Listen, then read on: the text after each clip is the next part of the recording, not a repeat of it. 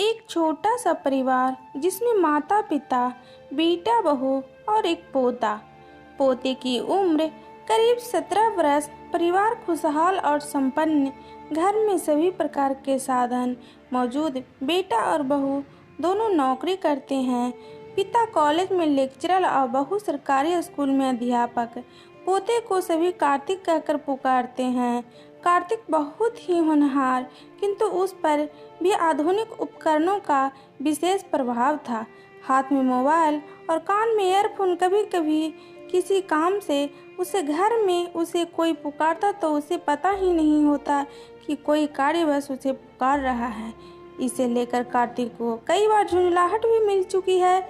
आजकल ऐसे दृश्य घर में देखने को मिल जाते हैं जहां बच्चे अपने कानों में ईयरफोन और अंग्रेजी गानों में व्यस्त दिखाई देते हैं। दादाजी को 2 वर्ष पूर्व ही दिल का दौरा हल्का पड़ा था। कार्तिक के मम्मी और डैडी दोनों रोज नौकरी पर चले जाते हैं।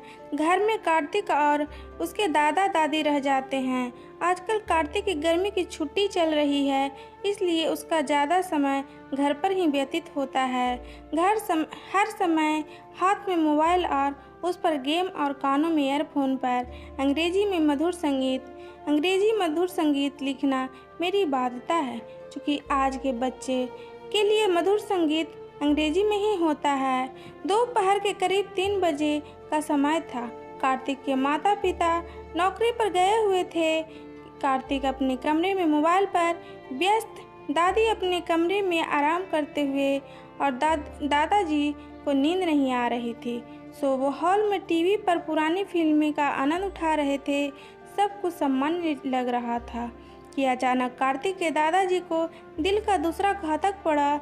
उन्होंने कार्तिक को कई बार आवाज़ लगाई, किंतु उनकी आवाज़ को सुनता कौन। अचानक कार्तिक को प्यास लगी और वह हॉल में रखे फ्रिज से पानी लेने को आया और दादाजी के अंतिम शब्द कार्तिक सुन घबरा गया और दादाजी को संभालने की कोशिश करता।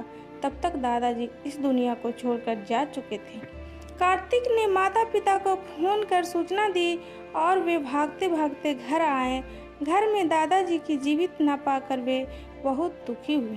कार्तिक के मन में एक प्रश्न बार बार घर कर रहा था कि वह चाहता तो दादाजी को बचा सकता था, किंतु उसकी मोबाइल पर कुछ ज़्यादा ही व्यस्त होने की आदत से उसने अपने दादाजी को खो दिया। उसे अपनी इस आदत और अपने व्यवहार पर बहुत ही गुस्सा आ रहा था। उसे पता था कि मृत्यु से पूर्व उसके दादाजी ने उसे कई बार आवाज़ लगाई होंगी, किंतु कार्तिक ने अपने माता पिता से माफ़ी मांगी और भविष्य में मोबाइल और ईयरफोन के इस्तेमाल को लेकर प्रण किया कि वह अब कम से कम और केवल आवश्यकता पड़ने पर ही इन चीज़ों को इस्तेमाल करेगा। उसे अपने किए पर अफसोस हो रहा था। मोबाइल और ईयरफोन का इस्तेमाल सोच समझ और स्थान देखकर करें। दोस्तों, इस वीडियो के बारे में आपका क्या राय है, कमेंट करें, लाइक करें। दोस्तों, वीडियो देखने के लिए धन्यवाद।